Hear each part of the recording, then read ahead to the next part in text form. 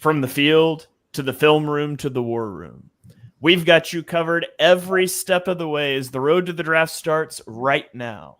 Hello and welcome back to another episode of the Armchair Scouts. I am your host, Shane Haff. You can follow me on Twitter at ShaneHaffNFL. I'm joined today by my co-host and fellow draft enthusiast, Dibes. Give him a follow on Twitter at Mr. Crockpot. Be sure to check out his podcast, Party on Broad. Dibes, how are you doing today? Doing well, man. We're the finish line is in sight. We're almost there. We are almost there. This is our penultimate.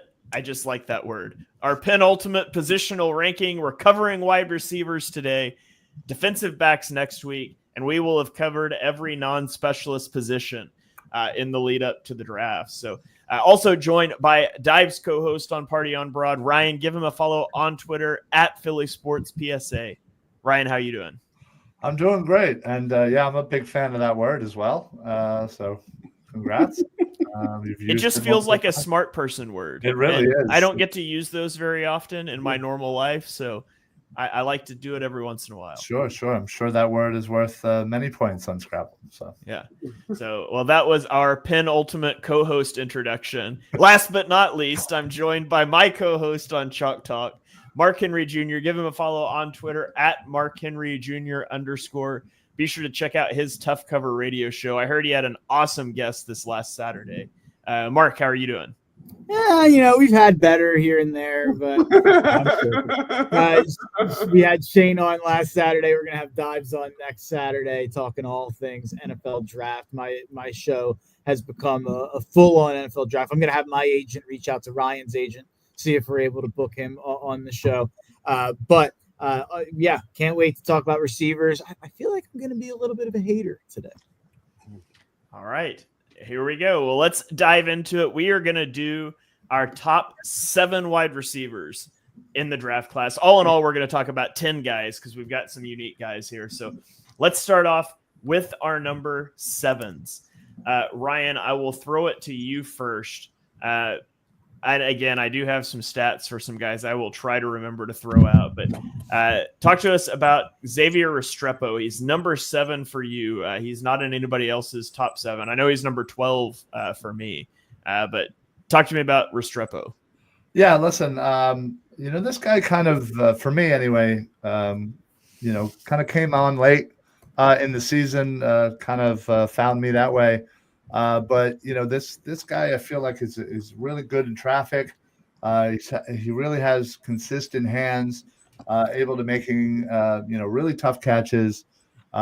He seems like a very smart, intelligent wide receiver, knowing exactly where he needs to be lined up, knowing exactly where he needs to go. He probably is going to be more of a slot guy. But again, he has all the traits to be a very successful slot wide receiver in the league. He has really great burst, really great speed in short and intermediate routes that I think would play well in the NFL. But I will say, again, he's a little bit on the smaller side. He seems to not really have that top end speed necessarily. Listen, he certainly needs some work. But again, I think he has all of the tools that can make him a really great slot receiver at the next level. He's got the short burst. He's got great separation. He's got incredible hands in traffic and good, smart, intelligent style of play. So Restrepo, to me, I thought, kept rising up my board, and I wanted to make sure I included them here. Yeah, he had. Go ahead. Sorry. I was going to say he had the second most yards per reception at 16.3, at least among the how many was it? 13 guys that I looked at, kind of the consensus board top 13. So good yards per reception. He played 90.5% of his snaps in the slot, so he's going to be a slot limited player. Fourth highest yards after the catch per reception, and the second best drop rate. So I gave him a 3rd round grade. and I said he is a slot wide receiver in an RPO heavy offense or like option route heavy offense. High floor is a special teams contributor and depth receiver with a questionable ceiling. I just don't know what his ceiling is. Like, I think you're going to get a solid player. I just don't know like the ceiling. So, Dives, what were you going to say on Restrepo? I love him. I mean, he was one of my guys. I was a big Miami guy last year, as Ryan knows. And Restrepo was one of my favorites all season long. And it's worth noting he ran a 40-yard dash in the 4.8 and 5.1 range during his pro day. So his stock is somewhat tanking at this point. Yeah, it's tough to be a 5'9" receiver and run a 4th percentile 40. Get him out of here. I'm good. I don't need any 4.85 receivers. He ran the same 40 as Tristan Wirfs. He ran a slower 40 than Jordan Davis. Oh, man. I can't do it, guys. Oh, come on. He's 5'10" at least. He's 5'9" and he ran a slower thing than Jordan Davis. I can't wrap my head around how he had the production. Now I need to see Jordan Davis and Xavier Restrepo in a foot somebody race. get that? Somehow throw Patrick Mahomes on there too. Yeah, the Mahomes one's crazy. Mahomes is kind of slow though. He's the Patrick Mahomes runs 1/10 of a second faster than whoever is chasing him. He's the weirdest runner. He runs so upright. I don't know how this became a Mahomes thing, but I'm not a Restrepo guy. He would have been if he ran. Let's say he ran like a 4.6 or a 4.58. He probably would have been my wide receiver 12 or wide receiver 11 actually. So he would have made my top 100. Now, see you.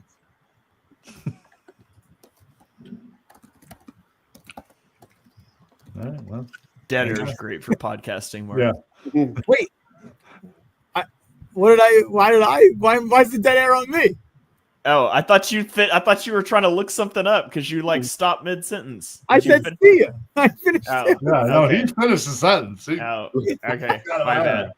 My bad. All right. Well, Dives, let's go to your number 7, Jalen Noel, who is also not in anybody else's top 7. And I actually did not get around to watching Noel. So enlighten me. I don't know anything about him. Yeah.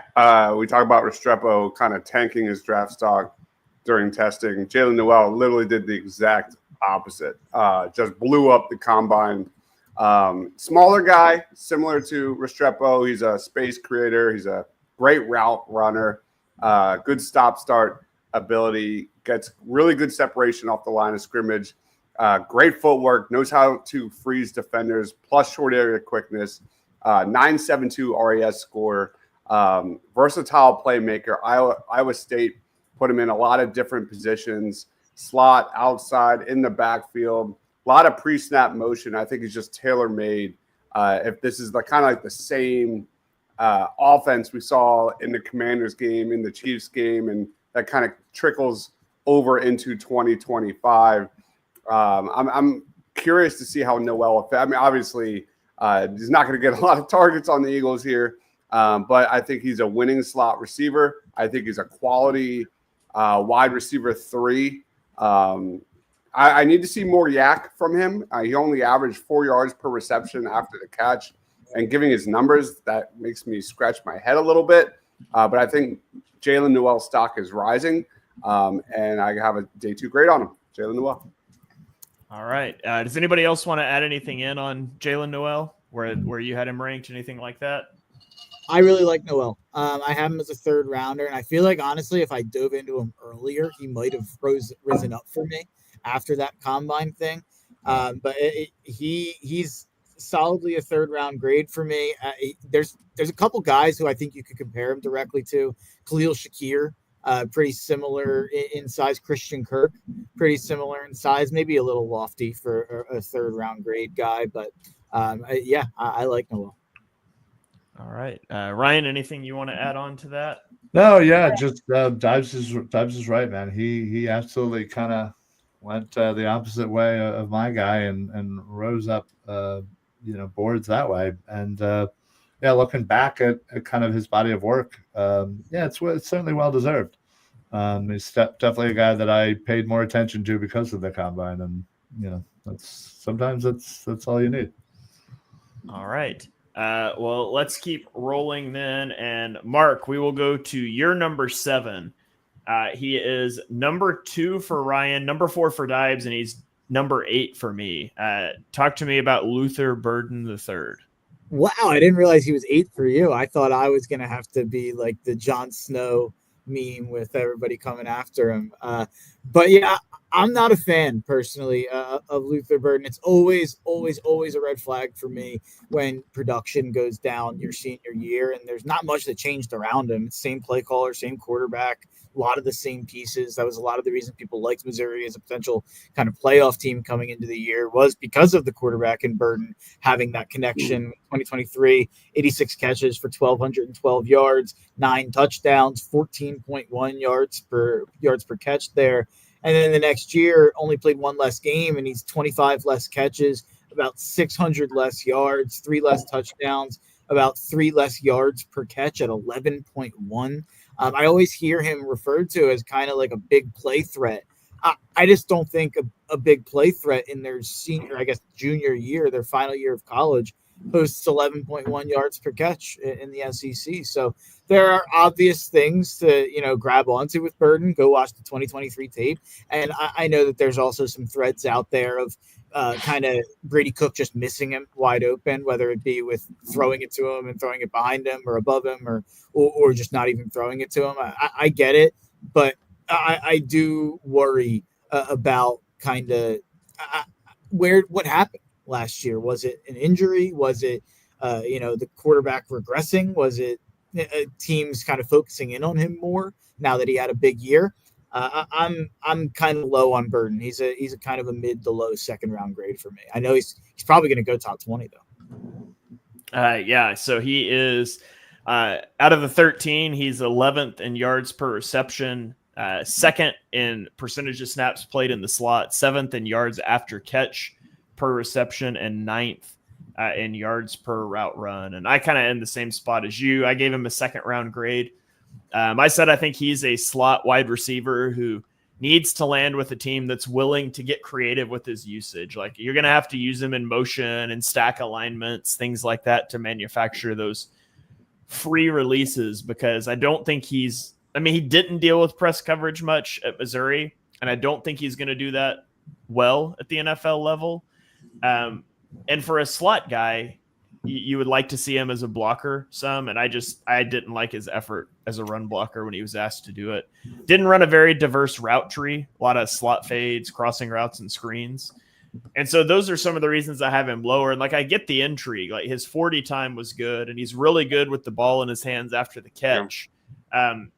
Tacks the ball away from his frame. He's a hands catcher. He's got really good special teams ability. So that's why I think he's going to go higher than I have him. I just do have some concerns about the release package and route tree. And are we sure he's that good of a route runner in general? Yeah. I don't think he's a good route runner, really. So it's just okay. I just have too many concerns. I had a weird comp for him, but I went with Sammy Watkins. I think he's going to be disappointing, but will stick around inevitably as a number 3 receiver, number 2-ish receiver for a long time. All right. Dives, you and Ryan were obviously quite a bit higher than Mark and I were. So who was he number 2 for? Was it Dives? No, it was Ryan. Yeah, I think it was me. He's number 2 for Ryan. Ryan, he's number 2 for you. What do you like about him so much? Does what we're saying kind of resonate with you, and you just view it differently? Yeah, no, it absolutely does. And I get it. He kind of has this, diva perception. And, again, I know that a lot of people focus on, appeared to kind of give up after the loss at Alabama. And, again, he has this year that it's just underwhelming after such a great year last year. And, again, I understand there are a lot of red flags, but when you just look at the skill set, what he is, what he can be, again, I think he's just great at separation, great first step, hands that you'd wish every wide receiver to have. And again, he has some really great yak ability that I think, given his size, I think could translate really well to the NFL. But I think some of these other concerns certainly are valid. and need to be addressed. And, again, I think right team, right coaching, growing up a bit, I think all of those things can easily turn into him being a great wide receiver in this league. All right. Dibes, anything that you want to add on to that? Just an elite recruit out of high school. Before last season, he was right there with T-Mac as the top wide receiver in this draft. He's a big-time playmaker. He's probably a late first round kind of guy, but ball tracking, deep threat, with the ball in his hands. There's some Deshaun Jackson in his game. And when he's cooking, man, he's fun to watch. All right. Well, that is Luther Burden, the guy that we were pretty divided on. Let's go to my number 7. It is Jaden Higgins out of Iowa State. He is number 5 for Mark. He's outside the top 7 for Dibes and Ryan. Higgins is a 2-star recruit who went to Eastern Kentucky for 2 seasons before transferring to Iowa State, where he was a 2-year starter. He was second team All Big 12. He's 6'4" and an 1/8, 214 pounds, ran a 4.47 40. Overall has a 9.63 relative athletic score. 7th in yards per reception. 5th in slot percentage at 28%. 12th in yards after the catch per reception. 4th in yards per route run. 1st in drop rate and 8th in contested catch conversion percentage. He had 1,183 yards and 9 touchdowns in 2024. He's got great size for the position, and he has a high football IQ. I think as he runs routes, he attacks the quarterback's leverage throughout the route stem to create separation, and he ran a lot of routes from a lot of different alignments at Iowa State. He has great hands, 2.2% drop rate this season. That is actually the worst season he's had out of the last 3 seasons. So he's very sure-handed, solid in contested catch situations. He tracks the ball well. He flashes late hands at the catch point. He can climb the ladder to make catches. He had a 93rd percentile vertical jump at the combine.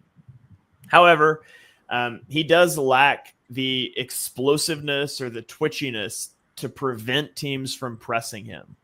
And then he's not the best at shaking press coverage quickly. So he can struggle to separate at times when he's pressed. He's basically reliant on physicality and manipulation to make up for subpar cutting out of his routes. And he's not as dominant at the catch point as you would like him to be. He's not as dominant of a run blocker as you would probably like someone who's his size to be, especially if you're projecting him to be a big slot, which is what I'm projecting him to be. He could maybe be an extra receiver, but I think his best fit is like a big power slot, which drops his value some. Slot guys just don't get drafted as highly. So I put a 2nd round grade on him because I'm unsure about him as an X receiver. So that is Jaden Higgins. He's number 7 for me. Mark, he's just a little bit higher for you.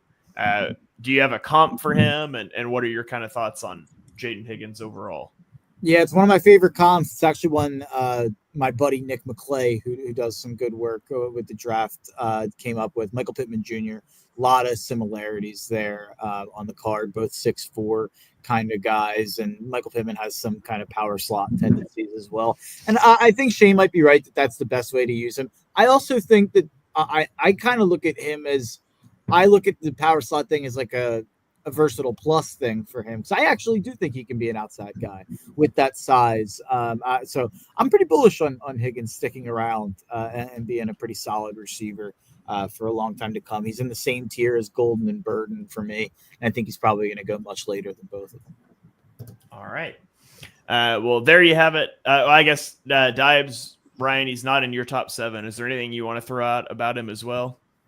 I like him. I think he's a day 2 guy. You look at this draft, it's loaded with slot guys. I agree with Mark. I think he can be an X receiver. There's not a lot of X receiver prospects in this draft. You look at Kirk Coleman, you look at Xavier Legette going high 2nd round last year. I think there's a chance he gets overdrafted, high round 2 kind of guy. All right. Ryan, anything you want to add on before we move on? I think everybody kind of said it really well. And like I said, he wasn't necessarily in my top 7, but still, I have a kind of a late day 2 grade on him. Yeah, even I only had a mid day 2 grade or a mid round 2 grade. So yeah, nothing crazy. All right, let's get to our number 6s. And Ryan, I'll throw it to you first. This guy's number 6 for both you and I. He is not in the top 10 for Mark and Dibes, but given our conversations off the air before we started, I'm going to let you pronounce his name. Elic Iomanner. Nice. I was waiting on you to say Eric. Yeah, I know. You look at it too quick, and it looks exactly like Eric, but it's Elic. And unlike Restrepo, Iomanner, 6'2", 205, from Alberta, Canada, coming into Stanford. He's a very, very good route runner who really seems to kind of the shorter and more intermediate route is kind of very dominant in those ranges. Really is able to kind of maneuver through traffic, but also has that vertical threat ability. He seems to have great control over his body and is very physical when asked to be a blocker and very willing in that in that effort. Certainly has the ability kind of finding those soft spots in zone coverage. And just, again, really great hands, something that you really want to see in your wide receivers. But it's a bit inconsistent when it comes to running those routes. When he does, it looks great. But sometimes he just kind of doesn't. And it's kind of a little infuriating to kind of figure out why that is. He has a little bit of a problem with drops. I think I saw 12 since 2023. And again, he was on a very, very poor Stanford team. I think they only won 3 games last year. Ended up the year with 831 receiving yards with 6 touchdowns. I think he's just a guy that, can grow. I think he has a lot of raw ability, just a lot of things that just need refinement. And I think, again, more experience, better coaching can kind of help with some of the inconsistencies in the route and maybe shore up those hands that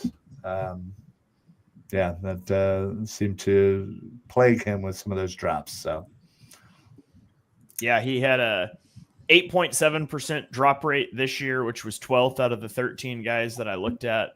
Just under a 9% drop rate both years at Stanford. Yeah. But he was 8th in yards per reception. Only played 13.2% of his snaps in the slot, which I think he could maybe be a slot guy in the NFL. He just didn't do it much at Stanford. But first in average depth of target. They used him on a lot of deep balls and things. And he's not super explosive. Like, he's got long speed, but it takes him some time to get there. I think he's just such a good ball tracker.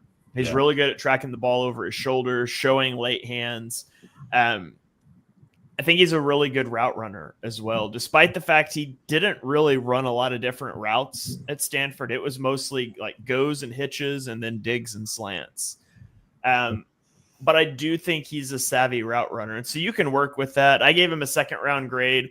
I said he's a Z receiver, but I do think you could bump him into the slot. It's just not something that Stanford really did. So that's where I was at. Dibes, Mark, do either of you guys have anything that you want to throw out there about him? He was one of the few to bully Travis Hunter. Go watch the tape on him against Colorado. He was sensational in that game. Not all the targets were against Travis Hunter, but when he did get his opportunity, man, he clowned him a couple of times. And like Ryan said, I just wish he transferred to a different school and got a little more recognition. I've seen his draft stock go from top 10 to day 2. So he's another guy that's all over the place. Yeah, that Colorado game, he ended up with 13 catches, 294 yards, and 3 touchdowns. He's literally unstoppable. They were literally just throwing straight to him every play, and they could not stop him. Yeah. All right. Real quick, I do have a comp there. If you want to throw that Juju. I think that makes a lot of sense. Little West Coast comp. Both 6'1". Elick actually, or Elick. How do you say the first name? I know how to say the last name. I think it's Elick. I say Elick. I don't know. Elick, whatever it is. He's actually faster than Juju and probably a little bit more athletically gifted, but probably not quite as sure-handed as Juju, I'd say. But he's around 3 grade for me. He'd be my wide receiver 9. All right. Well, let's keep rolling on. Dives. Who do you have at number 6? Sorry, Mark. I'm taking your guy. It's Emeka Egbuka here out of the Ohio State Buckeyes. Not as explosive as some of these other guys that we just talked about. He's only averaged 12.5 yards per catch over the last 2 years. But, man, his ability to be just a primary target in a pro offense at Ohio State, there's a lot of things that get you excited that can translate to the next level. He put up similar numbers to his former teammate, Jackson Smith and Jigba, a guy that has nearly 2,000 receiving yards and 10 scores with the Seahawks the last 2 years. I think Egbuka is a guy that can win in all 3 levels. Very good route runner, quick feet, reliable hands. I think he's one of the best slot receivers in this class, which we saw JSN do a lot of damage with the Seattle Seahawks last year. He doesn't have like high-end twitch. He doesn't have high-end explosiveness, which might limit his ceiling. Mark, correct me if I'm wrong, but like I see a lot of Roman Wilson kind of in him. High IQ, run blocker. Not an elite ceiling, but just really good at what he does. Just good athlete, good body catcher, good blocker, great feel for zone. He's a guy that does all the little things, and I think he's a first round prospect. Yeah. I was just gonna say he is 6th for Dives, 4th for Ryan, 3rd for Mark, and 5th for me. So go ahead, Mark. Everything in terms of a comp, I don't have a comp for this guy. He's one of my only guys in my top like 60 or 70 that I don't have a comp for. Every comp is either too lofty or not respectful. It feels like I've heard Keenan Allen, I've heard Terry McLaurin, I've heard Brandon Stokely. I like Brandon Stokely. I think if I'm putting him in the top 30, I think Stokely's probably too low of a comp. I think I'd want a little bit more. I feel like Stokely was a little bit of a Peyton Manning creation. Okay. But I can't find the right guy. I haven't landed on it. I think like if you made me say one, I guess I'm saying McLaurin. Okay. I mean, I do think what is McLaurin a top what receiver? Like 15, 20? Probably. Yeah, I mean, Egbuka could be like the 20th best receiver in his prime in a couple of years. Like, I haven't found the perfect comp. Everybody raves about what a teammate this guy is, like the entire Ohio State team. There was some piece about like everybody was asked about like who the leader of the team was or who's like everybody's favorite guy, and like every Ohio State NFL draft prospect said Egbuka.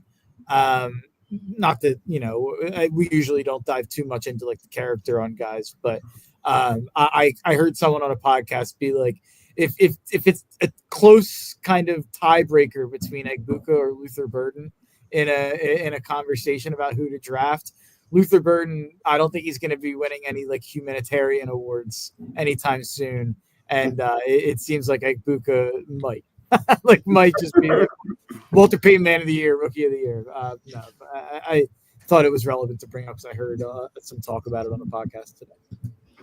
Yeah, he was 9th in yards per reception, took 81% of his snaps out of the slot, 8th in yak per reception, 5th in yards per route run, and 6th in drops. I said that I have health concerns. Like he dealt with knee and ankle injuries throughout his time at Ohio State, and that's a big one for me. And then the other knock I had on him was struggling to get off of press coverage, which you combine that with questionable length and ability to stack boundary cornerbacks, and I mean, he's going to be a slot. I don't think you're going to play him outside.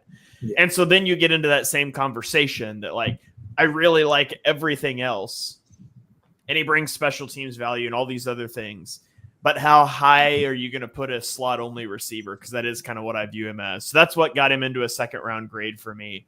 I said he's best as a slot wide receiver in a timing based or RPO heavy offense, because he's very good hitting those landmarks when he needs to be there and running those sorts of timing routes with two-way goes out of the slot. So I think he could be really good at the right team. I just don't know how highly you take a really good slot, and maybe that's a bigger conversation to have at some point. But Dibes. He's my 45th best prospect on my big board, but I do think there's a chance he goes first round. Yeah, I definitely think there's a better than even chance he goes first round. If you want to pop that chart up, the McLaurin comp does work on the RAS chart. Similar size there.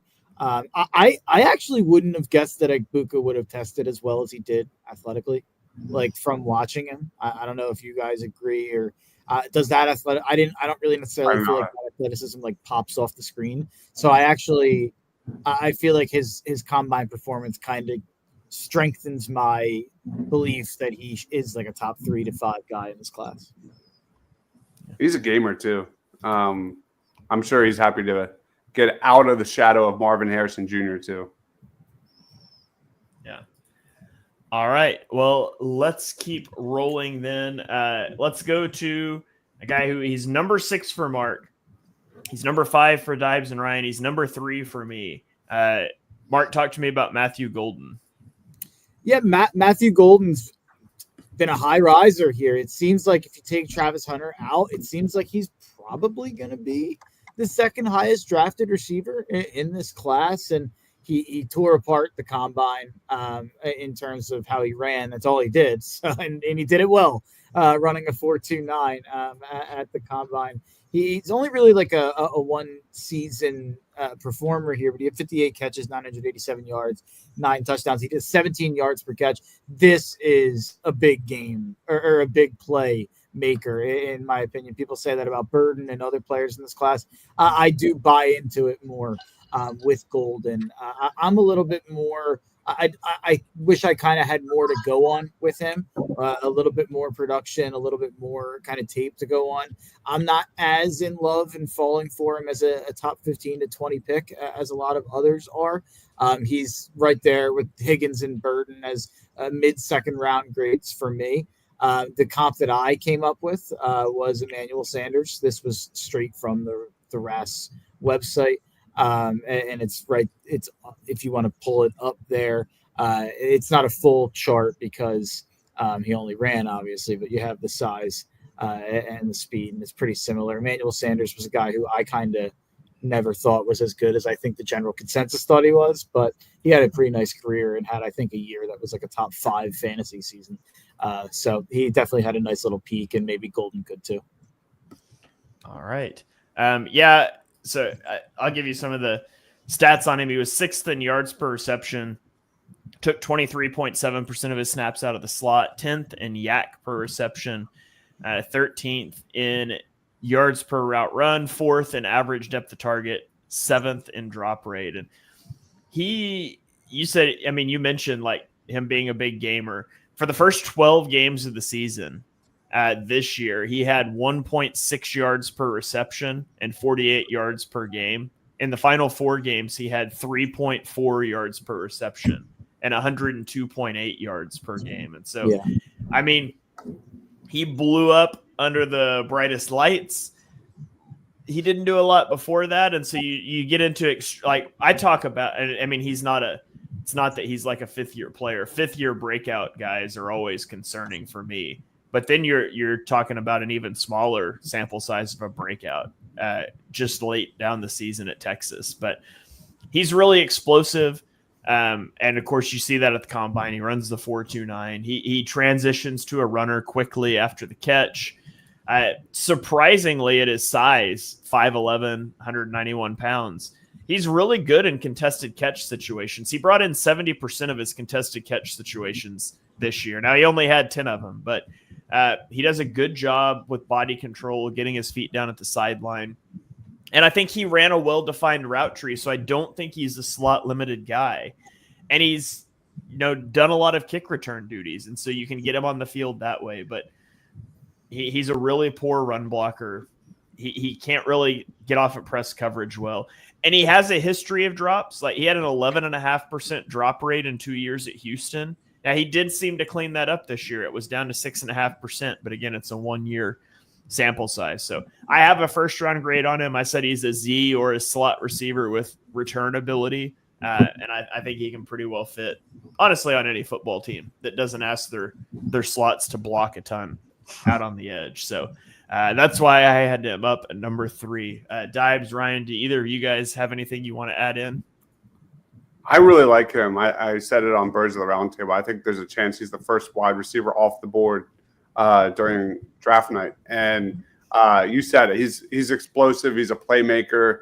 The way he snap, crackle, pops off his routes is amazing. Like, there's some Devontae Smith. I'm not comparing him to Devontae, but like he makes DBs look like idiots.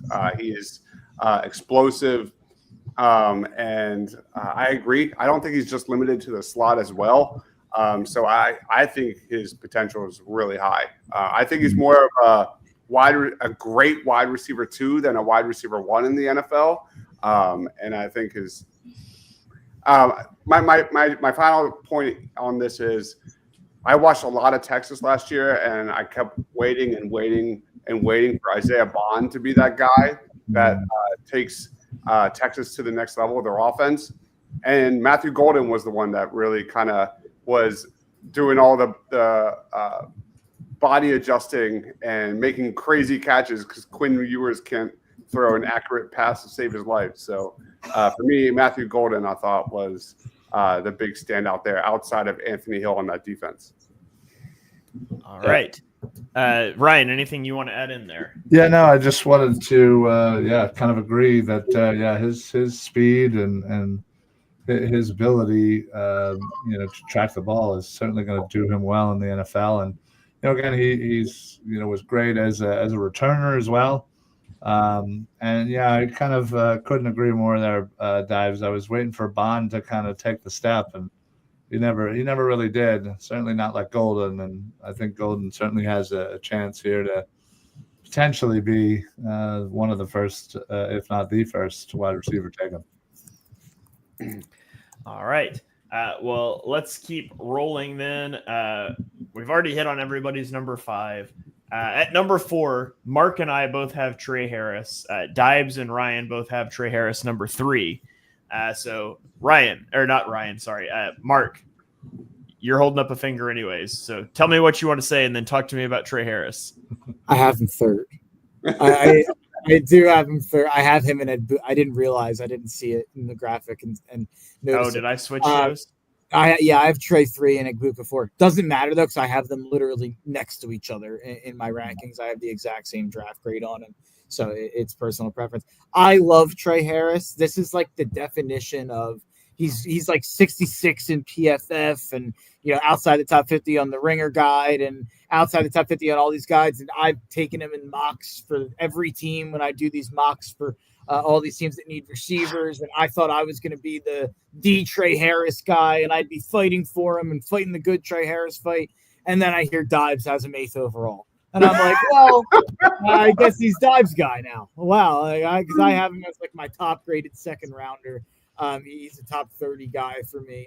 I loved him last year, and I think if he would have gotten a chance to play a full season, and not just 8 games, I think we would have been talking. I mean, just 128.8 yards per game. You add, another 500-600 yards there. We're talking about 1,600 yards.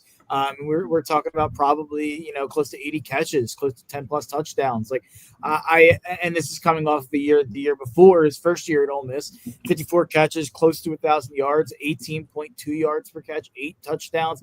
This guy just makes big plays. He makes big catches in the end zone. I know that the contested catch numbers are like a little less than ideal. I think that they're pretty low for a guy of his size. But I feel like when I see on tape, he has the ability to go up and get it. And I think a lot of the time he's open, so he doesn't have to. But yeah, I'm all aboard the Trey Harris train. Think he's going to be a stud. I don't really have a good comp though. I feel like you keep saying that about the guys that you like. I know. I'm struggling with receivers this year at finding guys that either don't feel disrespectful or too lofty. I feel like that's what's going on. Yeah. Well, he was first in yards per reception, played 13.5% of his snaps in the slot, third in yak per reception, first in yards per route run, fifth in average depth of target, 11th in drop rate, and fifth in contested catch conversion percentage.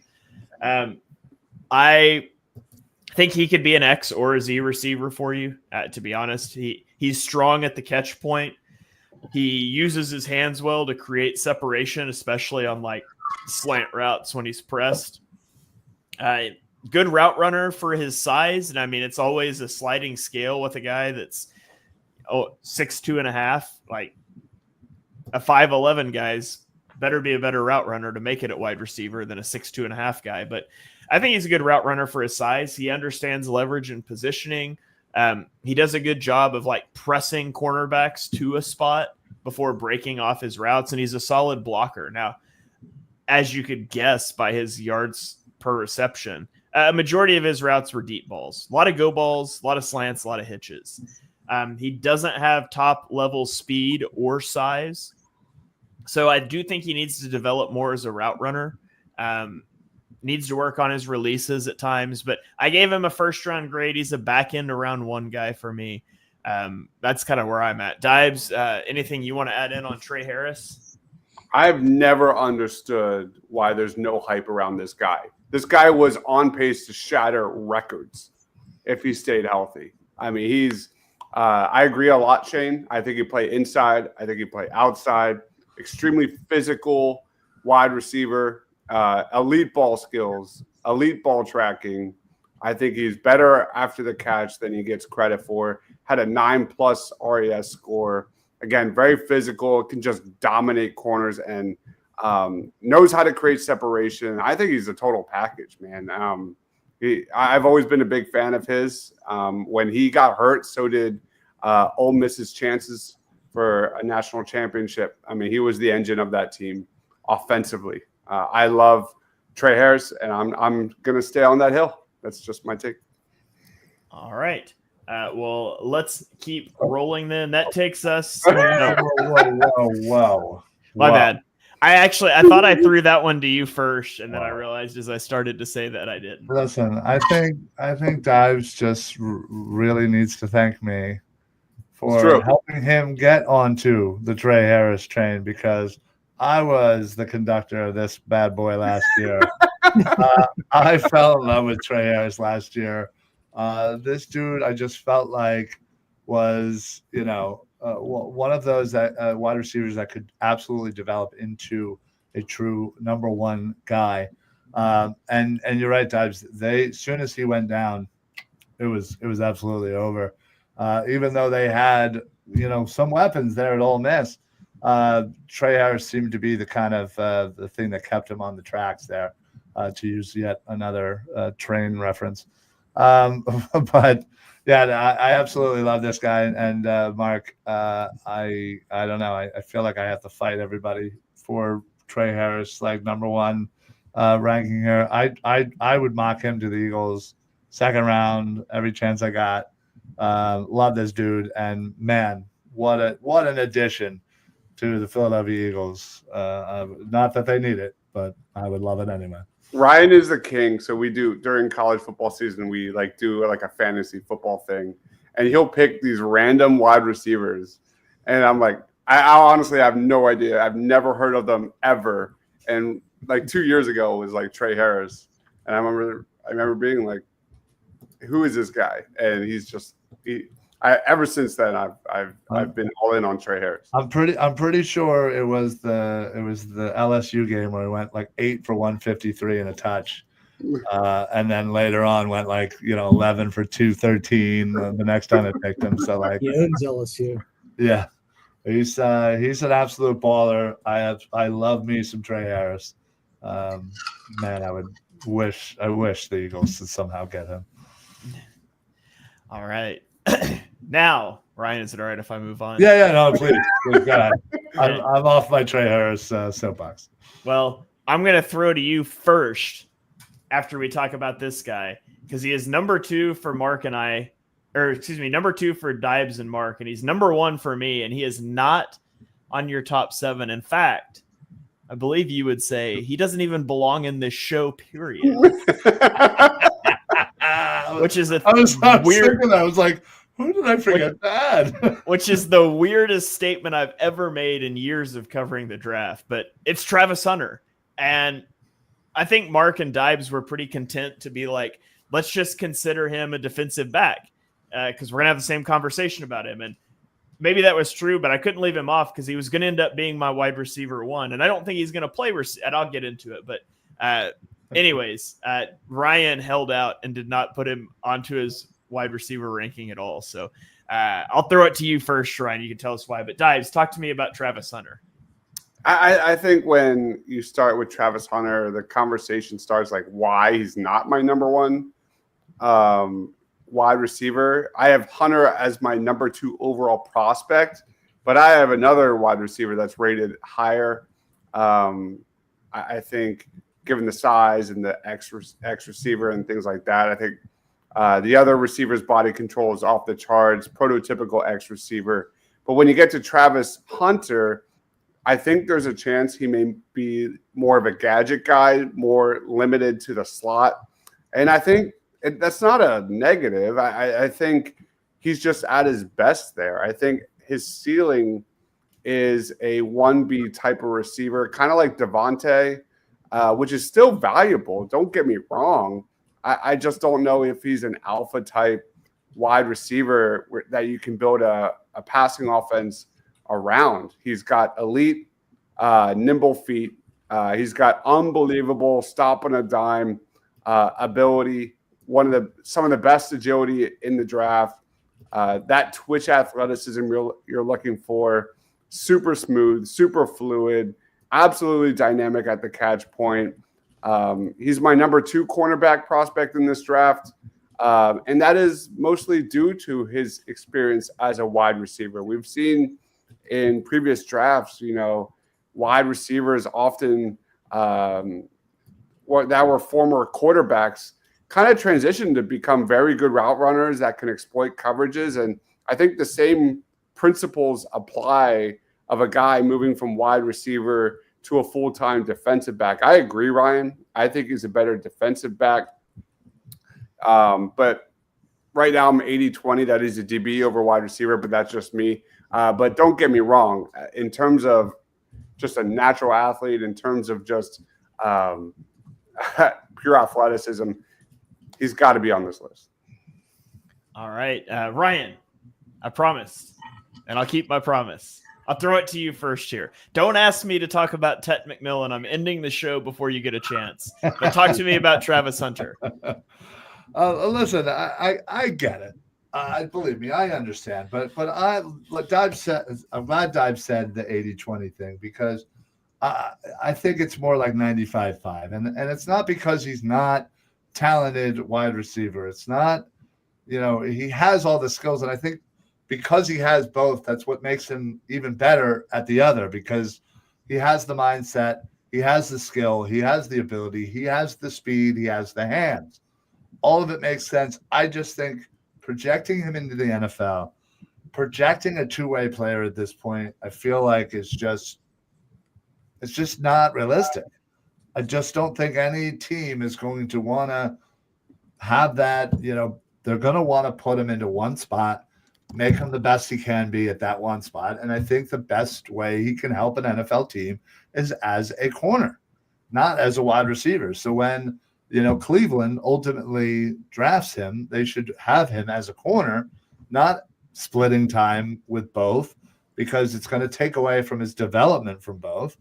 And you know what? Cleveland can't really afford to screw this up if, again, that he is going to go to Cleveland. But again, not a knock on him. I just am very steadfast with my thought that he is a corner, and a corner he shall be in the NFL.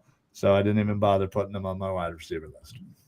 Yeah, so I gave him a first-round grade. I said that he could be a potential all-pro at cornerback, or that he could be a very good receiver. I think his ceiling's higher at cornerback. Sure. If a team I don't think he should play both sides, but if a team evaluated him purely as a wide receiver, he's still my top receiver. So I think he's deserving of a top pick. I made him a red chip player at receiver and a blue chip player at cornerback. And I don't think he's going to play both. I think you play him at cornerback. And if you want to have a package of plays, use him as a gadget manufactured touch guy, that's fine. And, maybe that scratches that itch for him and it makes him happy with it. But he has rare athleticism, elite foot speed and hip fluidity and body control. He changes direction really well, has elite short area quickness and long speed. He's got really good hands. He thrives in contested catch situations, 68.8% conversion rate in contested catch situation. And he's only 6'1", and he's 185 pounds. It's more about like his body positioning than anything else. I think he sets up routes well, and he manipulates defenders well. Excellent in scramble drill situations, which maybe that's just a chemistry with Shedeur thing, but he's good improvising in that way. I do think he needs to develop his release package against press coverage better, and he did not play from the slot much, only 6% of his snaps. So he dealt with press. I think he could be better at that. Mark's so offended by what I said, he just left. And he was putting a comp up in the backstage, and now he's popping back in. I know he pushed the wrong button. Mark, I said that you're so offended by what I'm saying, you just left. But no. I agreed with everything you were saying. He's undersized. Specifically, he's underweight, but he primarily played X receiver for Colorado. And I just don't think you're going to do that with him at the NFL. So to be clear, if I'm drafting him, it's to play cornerback. I think his higher ceiling is there. I think there's more value in a high level cornerback, but he's still my wide receiver one in the draft. So I wanted to talk about him. So Mark, anything you want to add on to that? No, I think you guys all hit it. I think part of his value is that he brings both, obviously, if he's not going to just be a corner. For me, I think he would probably be like a lower first round grade for me, just as a receiver. He would be my wide receiver too. I don't think there's that big of a gap between him as a receiver to like Trey Harris or Egbuka. I think he'd be right in that tier, a little bit above those guys, because he is so talented at the catch point. He's definitely incredible at that. So you have to give that credit for him, and he definitely gets that from being a corner as well, I think. So there is an argument that, if he was just focusing on receiver and not playing both, maybe he'd be better than he is even. So, you can make that argument. He's a weird evaluation. We'll probably never have to evaluate another guy like Travis Hunter again. So, yeah. All right. Well, let's get to the number ones for everybody but me. He's number 2 for me. And he would be number 1 if I'm not considering Travis Hunter. It's Tet McMillan out of Arizona. He was a football, basketball, and volleyball player in high school, 4-star recruit coming out. And he went to Arizona along with his high school quarterback, which is kind of a cool story. He set a program record for most receiving yards by a true freshman in 2022 with 702, and then had 1,400 and 1,300 yard seasons in 2022 and 2023. 6'4" and 1/8, 219 pounds, ran a 4.5 340. He's got great size for the position, and he still offers smoothness and elusiveness after the catch. He was 9th in yards after catch yards after catch per reception, 1st in yards per reception, 3rd in yards per route run. I'm getting all tongue tied, and 3rd in ADOT. He was also given a ton of contested catch situations, 30 of them, which was most in this class, and he converted 60% of them, which was good for 6th. And he does high point the ball really well. He thrives in those contested catch opportunities. He catches it away from his frame. He's got strong hands, not easily disrupted, only a 7.7% drop rate. Ran a well-diversified route tree at Arizona. It was a lot of go balls and hitches, but he was used over the middle of the field as well, and I think he's a good ball tracker. He doesn't have top-end speed or agility. It's good enough to threaten vertically, but it's not an elite trait for him. And I do think he can struggle with press at times. He either overwhelms the press with physicality or he loses it. And so I think he needs more refinement in his release package, and he can grow as a route runner as well. Like, he should be able to out leverage cornerbacks throughout the route stem with more ease than he does.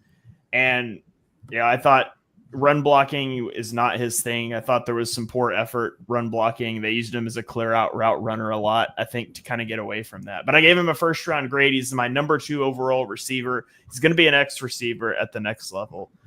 So that's kind of where I'm at with Tet McMillan. You guys universally have him number 1. Mark, I'll throw it to you first. What are your thoughts on McMillan? I'm a Tet McMillan guy. He was initially my number 1 overall player in this class. Will Johnson became my number 1 overall player once I kind of dove into the tape on everything. Tet's my number 3 guy overall, so he's clearly my number 1 receiver. He's the only X receiver that I think you can draft and plug in day one as your starting X with no kind of questions in this draft. And I'm of the opinion that the New England Patriots need to rush the card to the podium to take Tet McMillan number 4. I think it's going to be Will Campbell, maybe Armand Membu, but probably Will Campbell. And I was a hater on this. This is a little off the rails for this evaluation, but I was a hater of the Stephon Diggs signing. But then you see the guaranteed money, and you're like, whatever. Not a terrible signing. They have to spend money. If the Stephon Diggs signing prevents the Patriots from drafting Tet McMillan and giving Drake May his long-term kind of weapon to kind of grow with, then I think that the signing, I'm back to it being a disaster. So that's my long way of saying the Patriots better draft McMillan at 4. If not, it will be interesting to kind of see where he lands. Maybe Carolina at 8. But besides that, you look at the top 10, I don't know if any of them will be targeting wide receiver necessarily. I think there's a chance he kind of falls all the way to 12. And Jerry has a chance to pair him next to CeeDee Lamb, but I hope not. All right. Dibes, anything you want to add in on Tet McMillan? I'm a big fan. I think he's 10, 15 pounds of muscle away from being a Mike Evans clone. And just like Mark said, just dominant X receiver. I think he is better than we think he is as well. Arizona was a massive disappointment last year. They went 4-8, and I thought they were going to be pretty solid, and they kind of just shat the bed. Sorry. And there were times when he could have had the ball a lot more. So for me, I think T-Mac is a slam dunk. He's my number 5 prospect in this draft. Blue chip all the way. All right. Well, that's going to do it for this. I'm just kidding, Ryan. Ryan, what do you want to say about McMillan? At this point, I was just kind of like, yeah. No, listen, this guy's a stud. It's I kind of try to compare it to last year. Such a great wide receiver class, such a great top end class. Where might Tet kind of fall in? Because I think there were certainly better prospects last year. But that being said, I think, while everybody kind of talks about maybe, he lacks kind of top end speed. I kind of look at some of the other abilities that he's brought to the table. He is, again, I think Dive said it great. It adds a little bit more muscle. He can really be a big physical wide receiver in this league and truly be a number 1. I also agree with Mark that New England should absolutely sprint up and get Drake May, his guy, for the next, at least 5 years. But he has the ability to kind of take over a game. He just has great hands. He excels at kind of finding, soft spots in the zone, and uses his size to his advantage, especially in the red zone. I will say again that bulking up will certainly help. He seemed to have seems to kind of get, out of his head or out of his zone with particularly physical corners, I've noticed. So again, that extra muscle I think might take care of that. And honestly, he is going to be a great number one wide receiver in this league for whoever gets him. All right.